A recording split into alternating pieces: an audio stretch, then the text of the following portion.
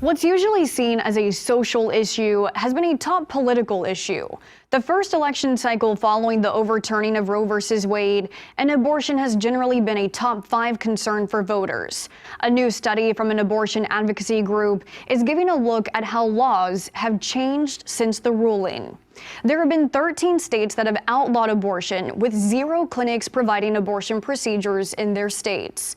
In 2 other states, Georgia and Wisconsin, their clinics have new restrictions on abortion access. Within those 15 states, 66 clinics have stopped giving abortions. There are 13 clinics still offering abortions, whereas it was 79 before the overturning of Roe. It's a drastic change within those 15 states.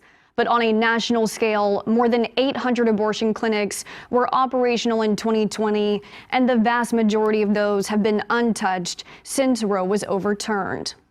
But with abortion no longer a federal protection, rights are now for each state to decide. So the numbers could change depending on policy post-election. A former Rockford doctor is closer to opening up an abortion clinic in the city. It would be the only public clinic in the area. Our Nicole Delgado talked to people on both sides of the issue. And Nicole, what do they say?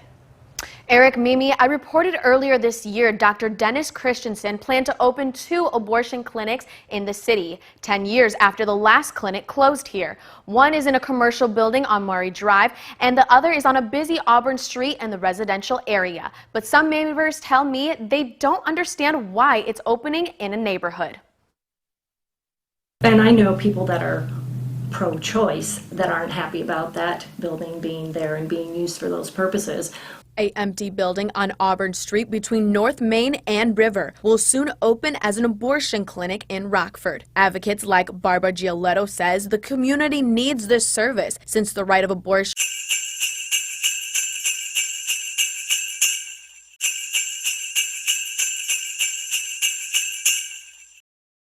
is now decided by the state. While they are legal in Illinois, that's not the case in neighboring states such as Wisconsin and Indiana.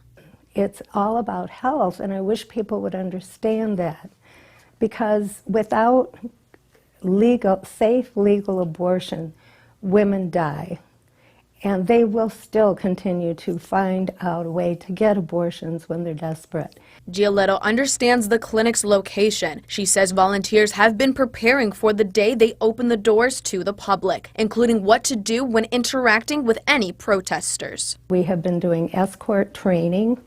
We have escorts who will wear identifying vests so that the patients know who they are, and we'll just walk them in. But neighbors like Lisa and Amy say they don't want to shame the people who visit the clinic, but they want to show them love and that there are other options other than abortion. We want to stand up for the unborn, that they deserve to live, but stand up for the women too.